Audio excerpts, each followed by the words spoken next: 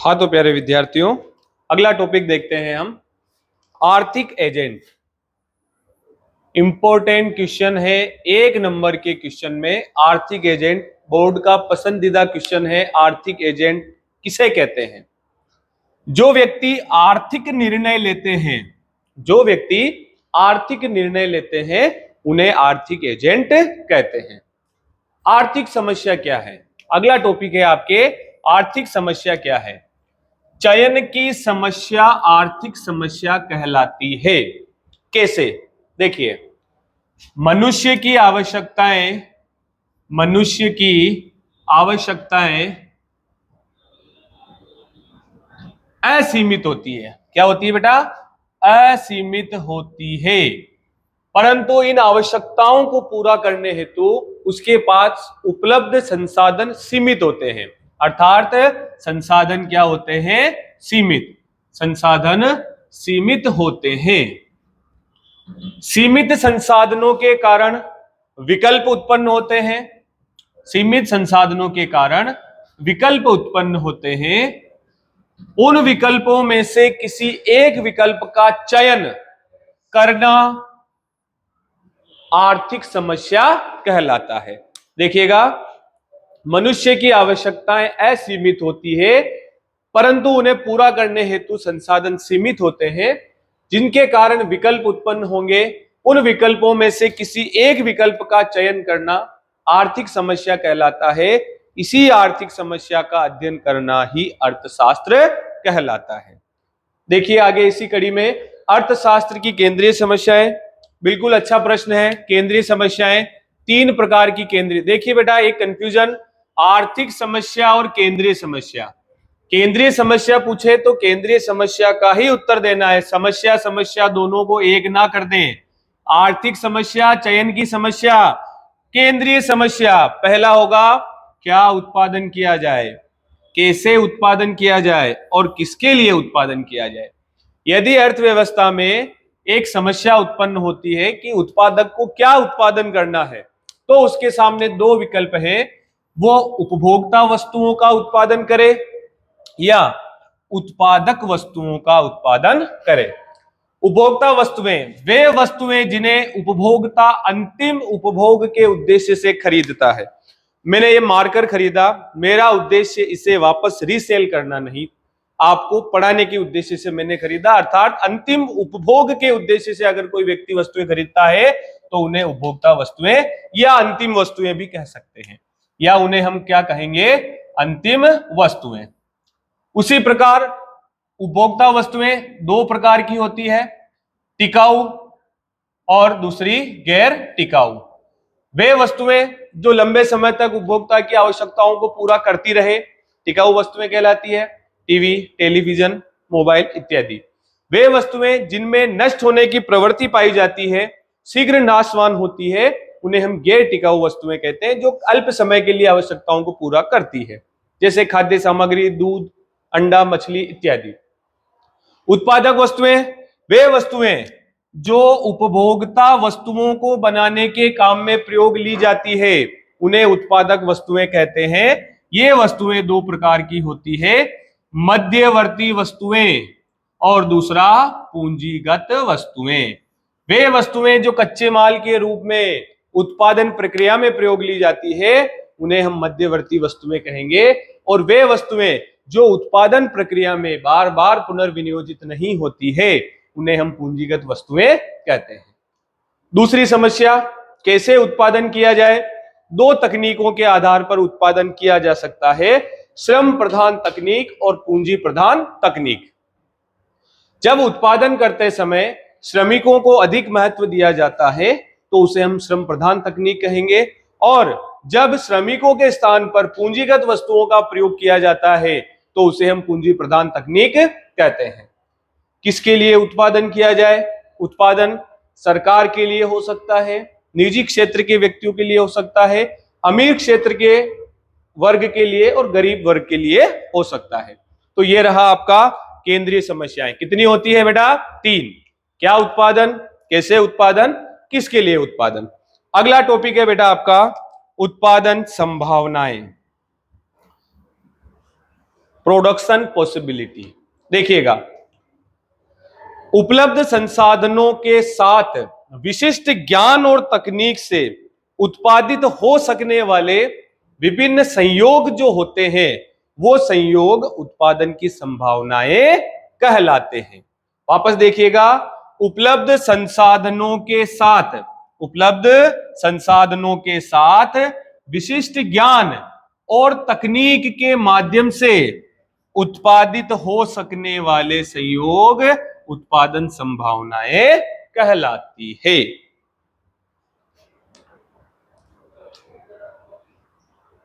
अब बच्चों, अगला टॉपिक है उत्पादन संभावना तालिका। उत्पादन संभावनाएं क्या होती है? व्यक्ति अपने विशिष्ट तकनीक एवं ज्ञान से उपलब्ध संसाधनों के साथ उत्पादित हो सकने वाले जो संयोग बनाता है, उन्हें उत्पादन संभावनाएं कहते हैं।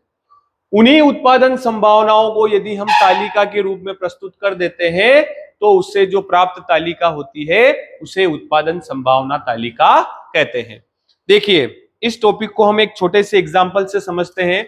एग्जाम्पल होगा, मेरे पास सीमित संसाधन है, एक भूमि का टुकड़ा है। ठीक है बेटा, एक सीमित संसाधन है, एक भूमि का टुकड़ा है, और मैं उस समय दो फसलों का उत्पादन करने के लिए इच्छुक होता हूं, एक गेहूं और एक सरसों हो। देखिएगा, अगर मैं इस पूरे खेत के अंदर उत्पादन में गेहूं का प्रयोग करता हूं, तो मुझे उस समय सरसों का उत्पादन कितना प्राप्त होगा बेटा? 0। अब अगर मुझे गेहूं के स्थान पर सरसों का उत्पादन करना है, तो मैं एक्सपेरिमेंट करूंगा। अब वो एक्सपेरिमेंट में कैसे करूंगा? मैं कम रिस्क लेते हुए एक्सपेरिमेंट करूंगा। कैसे?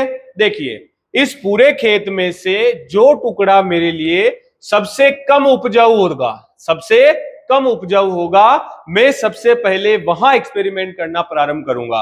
अगर मुझे यहां पर उत्पादन में सफलता प्राप्त होती है, तो मैं यहां से आगे की ओर बढ़ूंगा, बाकी मैं एक्सपेरिमेंट वहां बंद कर दूंगा। देखते हैं, हमने क्या किया? एक टुकड़े में सरसों का उत्पादन किया, अर्थात इसके एवज में हमने एक गेहूं की मात्रा का क्या कर दिया? यहां पर त्याग कर दिया। अगर हमें यहां सफलता मिलती है, तो मैं यहां से आगे की ओर बढ़ूंगा और सरसों के उत्पादन को बढ़ाऊंगा। अब मेरे पास संसाधन सीमित है, अगर उसी खेत में मैं गेहूं के स्थान पर सरसों बढ़ाता हूं, तो मुझे कहीं ना कहीं गेहूं का त्याग करना पड़ेगा।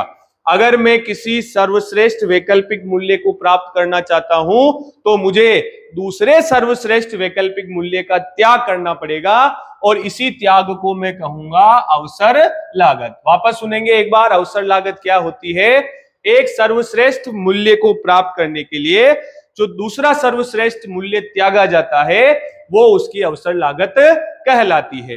देखिएगा, उसके बाद यदि मुझे सफलता मिलती रहती है, तो मैं आगे की ओर अग्रसर होता हूं, और एक समय ऐसा आता है जहां पर मैं पूरे खेत में सरसों का उत्पादन यदि करूं, तो मेरे पास उस समय गेहूं का उत्पादन क्या होगा? 0। तो हम देखते हैं कि जब गेहूं का उत्पादन आपने पूरे खेत में किया, तो हमें 15 क्विंटल गेहूं प्राप्त हुए थे, और यहां पर हमें 0 सरसों का उत्पादन हुआ था। यदि मैं सरसों का उत्पादन बढ़ाना चाहूंगा, तो मुझे गेहूं की मात्रा का त्याग करना पड़ेगा, क्योंकि यहां संसाधन होते हैं सीमित। अब देखिएगा, ये सीमांत अवसर लागत क्या होती है? एमओसी क्या होती है? एमओसी का मतलब, अगर आप किसी एक अतिरिक्त इकाई का उत्पादन बढ़ा रहे हैं या किसी एक अतिरिक्त इकाई को प्राप्त कर रहे हैं, तो उसके लिए जो दूसरी त्यागी गई इकाई का मूल्य दर जो होगी, वो आपकी सीमांत अवसर लागत कहलाएगी।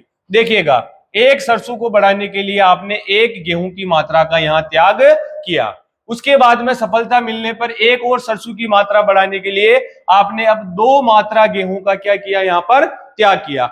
इसी क्रम में हम आगे चलते हैं, तो 3:1, 4:1 और एक 5:1 हमें उत्पादन एमओसी के रूप में यहां प्राप्त होता है। और एमओसी क्या शो करती है? एमओसी शो करती है delta loss minus delta loss upon delta gain. देखिएगा, वापस समझिएगा एक बार, उत्पादन संभावनाओं को यदि मैं तालिका में, उत्पादन संभावनाओं के जो विभिन्न संयोग थे, उन संयोगों को मैं तालिका में प्रस्तुत करता हूं, तो उससे प्राप्त जो तालिका होगी वो कहलाएगी उत्पादन संभावना तालिका। अब देखिए, इसी तालिका से हम एक वक्र बनाते हैं, वो वक्र हमारा कहलाएगा उत्पादन संभावना वक्र। देखिएगा, इसी जगह पर मैं इस वक्र को प्रारंभ करता हूं, ये OX तथा ये OY। यहां मैं लेता हूं गेहूं की मात्रा और यहां लेता हूं मैं सरसों की मात्रा। देखिए, एक बात आप नोटिस कीजिए, यहां पर हमें दो वस्तुएं दे रखी है और उनके विभिन्न संयोग दे रखे हैं। इन्हीं संयोगों को हमें किस पर प्रदर्शित करना है? चार्ट पर या फिर ग्राफ पेपर पर प्रदर्शित करना है। एक प्रश्न पूछता हूं मैं, यहां एमओसी यहां पर बढ़ती हुई है या घटती हुई? देखिए, 1:1, 2:1, 3:1, 4:1, 5:1। एमओसी सीमांत अवसर लागत में यहां बढ़ती दर से वृद्धि हो रही, सॉरी बढ़ रही है। सीमांत अवसर लागत यहां बढ़ रही है, एमओसी बढ़ती हुई होती है। देखिएगा, सरसों में मैं 0 पैमाना अपना हो गया, 1 मात्रा, 2 मात्रा, 3 मात्रा, 4 मात्रा और 5 मात्रा। अब गेहूं की मात्रा अगर देखें तो हाईएस्ट कितना है बेटा? 15। तो यहां पर अपन 2-2 का डिफरेंस ले ले। देखिएगा, 2, 4, 6, 8, 10, 12, 14 और 16, ये 16। अब देखिए, जब आप सरसों का उत्पादन करते हैं 0, सरसों का उत्पादन कितना है? 0। उस समय गेहूं का उत्पादन करेंगे कितना बेटा? 15। कितना होगा? 15। जब आप उत्पादन सरसों का 1 बढ़ाते हो, अर्थात सरसों का उत्पादन प्रारंभ करते हो, तो सरसों का पॉइंट हमने O अक्ष पर शो कर रखा है, तो 1 के ऊपर 15 कहां आएगा बेटा? ये 16 और 14 के बीच में ये 15। उसके बाद में 2 पे 12। जब सरसों का उत्पादन 2 है तो उस समय गेहूं का उत्पादन कितना हुआ बेटा? 12। और जब 3 उत्पादन आप सरसों का करते हो तो उस समय गेहूं का उत्पादन आपके कितना हुआ? 9। और 4 के ऊपर कितना हुआ बेटा? 5, ये 5। और 5 के ऊपर कितना होगा बेटा इसका? 0। और हम इन लाइनों को अब क्या कर देंगे? मिला देंगे। इस प्रकार से आपके उत्पादन संभावना वक्र का निर्माण होता है। अब आप क्या लिखोगे उत्पादन संभावना वक्र में? उत्पादन संभावना तालिका को रेखा चित्र के माध्यम से ग्राफ पेपर पर प्रदर्शित करने से जो वक्र हमें प्राप्त हुआ उसे उत्पादन संभावना वक्र कहते हैं। पीपीसी वक्र उसे हम कहते हैं। ये जो मूल बिंदु से नतोदर होता है, मूल बिंदु से नतोदर होता है, 1 नंबर का प्रश्न पूछा जाता है। पीपीसी वक्र का ढाल ऋणात्मक होता है और मूल बिंदु से नतोदर। ये भी अगर आपसे पूछ ले मूल बिंदु से नतोदर होने का क्या कारण है, तो एमओसी के बढ़ने के कारण यह मूल बिंदु से नतोदर होता है। अब हमारे इस चैप्टर में एक आखिरी पॉइंट बचा है, इंपॉर्टेंट टॉपिक है। लास्ट टॉपिक को आप देखेंगे, टॉपिक है हमारा सकारात्मक आर्थिक विश्लेषण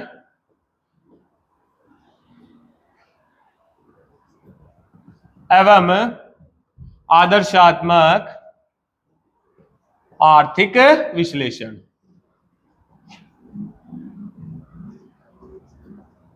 देखिएगा, अर्थशास्त्र का वह आर्थिक विश्लेषण जिसमें क्या है का अध्ययन किया जाता है, तो उसे सकारात्मक आर्थिक विश्लेषण हम कहते हैं।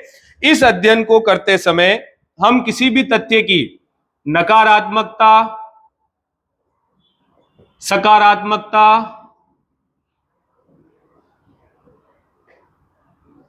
अनुकूलता, प्रतिकूलता इत्यादि के बारे में कोई ध्यान नहीं रखते हैं। सकारात्मक आर्थिक विश्लेषण वह विश्लेषण होता है जिसमें किसी भी समस्या में क्या है के बारे में अध्ययन किया जाता है। जैसे गरीबी, गरीबी क्या है, केवल और केवल इस तथ्य के बारे में अध्ययन किया जाएगा। गरीबी से क्या हो रहा है, गरीबी का क्या होना चाहिए, उन तथ्यों का यहां अध्ययन नहीं किया जाता है। अर्थात उसके परिणामों का, चाहे वो नकारात्मक हो, सकारात्मक हो, अनुकूल हो, प्रतिकूल हो, उसका कोई अध्ययन यहां नहीं किया जाएगा।